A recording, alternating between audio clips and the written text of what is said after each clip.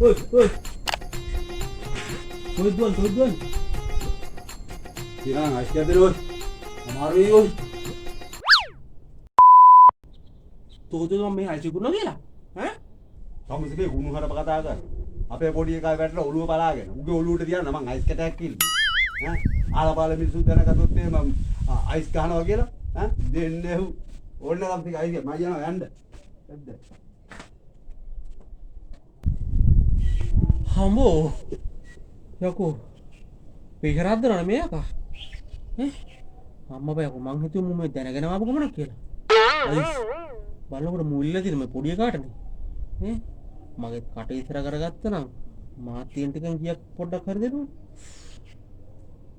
හරියන්නේ. 3 කිලෝ එක අදම කොටර ගිහලා දානවා.